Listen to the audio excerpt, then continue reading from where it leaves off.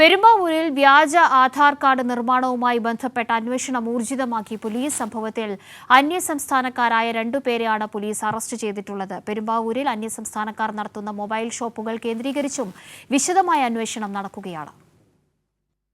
വ്യാജ ആധാർ കാർഡ് നിർമ്മാണത്തിൽ അസം സ്വദേശികളായ 2 പേരെയാണ് പെരുമ്പാവൂർ പോലീസ് ഇതുവരെ അറസ്റ്റ് ചെയ്തിട്ടുള്ളത്.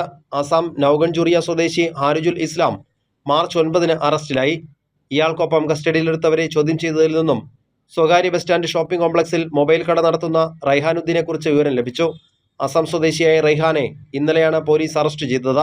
പുതിയ സിം കാർഡ് എടുക്കാനെത്തുന്നവരുടെ ഒറിജിനൽ ആധാർ കാർഡ് സ്കാൻ ചെയ്ത് പേര്, മേൽവിലാസം, ഫോട്ടോ തുടങ്ങിയവ ഫോട്ടോഷോപ്പ് നടത്തി മാറ്റി വ്യാജ ആധാർ കാർഡ് പ്രിന്റ് ചെയ്ത് നൽകുകയാണ് രീതി.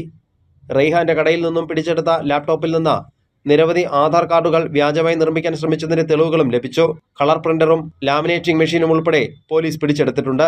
ഇതുമായി ബന്ധപ്പെട്ട് കൂടുതൽ വിശദമായ അന്വേഷണം നടത്തുമെന്ന് പെരുമ്പാവൂർ ASP വ്യക്തമാക്കിയിട്ടുണ്ട്. വീട് വാടകയ്ക്കെടുക്കാനും മൊബൈൽ കണക്ഷനും ട്രെയിൻ ടിക്കറ്റ് ബുക്ക് ചെയ്യുന്നതിനും ഇത്തരം വ്യാജ ആധാർ കാർഡുകൾ ഉപയോഗിച്ചതായി പോലീസിന് വിവരം ലഭിച്ചു. പെരുമ്പാവൂർ മേഖലയിൽ അന്യസംസ്ഥാനക്കാർ നടത്തുന്ന പല മൊബൈൽ ഷോപ്പുകളിലും ഇത്തരം വ്യാജരേഖകൾ നിർമ്മിച്ചു നൽകുന്നതായാണ് വിവരം. നിരീക്ഷണം ശക്തമാക്കുന്നതിനൊപ്പം ഇത്തരം മൊബൈൽ ഷോപ്പുകളിൽ ഉൾപ്പെടെ വ്യാപകമായ പരിശോധന നടത്താനുള്ള ശ്രമത്തിലാണ് പോലീസ്. ലഹരി വിൽപ്പനക്കാരെ പിടികൂടുന്നതിനായി ASPയുടെ നേതൃത്വത്തിലുള്ള സംഘം നടത്തിയ പരിശോധനയിലാണ് വ്യാജ ആധാർ കാർഡ് നിർമ്മാതാക്കൾ പിടിയിലായത്. ഇവർക്ക് സൗകര്യമൊരുക്കി നൽകുന്ന ഏജന്റുമാരെക്കുറിച്ചും പോലീസ് അന്വേഷിക്കുന്നുണ്ട്. കൈരളി ന്യൂസ്, കൊച്ചി.